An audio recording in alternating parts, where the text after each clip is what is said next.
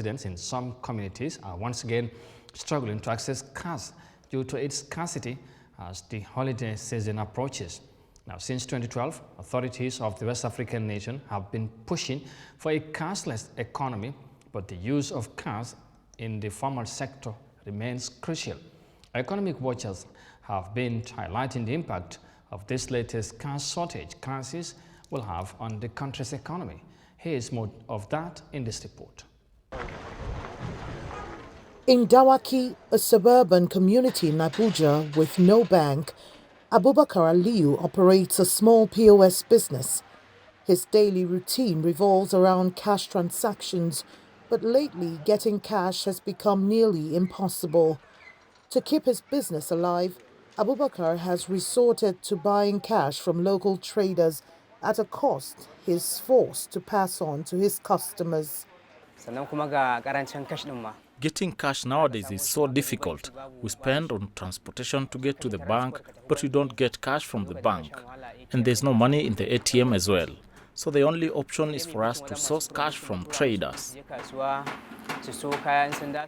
Nigeria has been pushing for a cashless economy since 2012, but for the country's largely informal sector, cash remains king. Now consumers have no choice but to turn to POS agents where fees can be up to double what they were. If you go to the bank can only afford in the counter. If it is your own bank, they only afford 5,000. The first experience I had in ATM, I was expecting to get 20K, but I ended up getting 3,000 naira. So I had to fall back to POS, which collected less than what they are collecting, higher than what they are collecting before.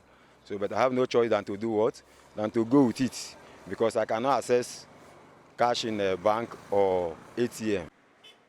This isn't the first time Nigeria has faced a cash crisis.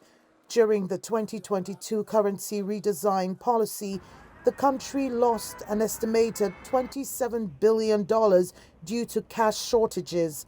Experts say the current scarcity stems from liquidity controls, heightened demand for cash, and poor timing as the holiday season approaches. It will have a lot of impact, but what is more important is to understand that you don't need cash at all times to conduct business, but you need to have the facility, and not only having the facility, to have the orientation so that consumers and users will be literate enough to understand the possibilities of doing business without cash.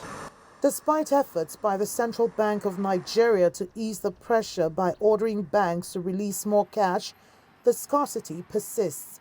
The cash circulating outside the banking system has surged to about 4.3 trillion naira, or $2.7 billion.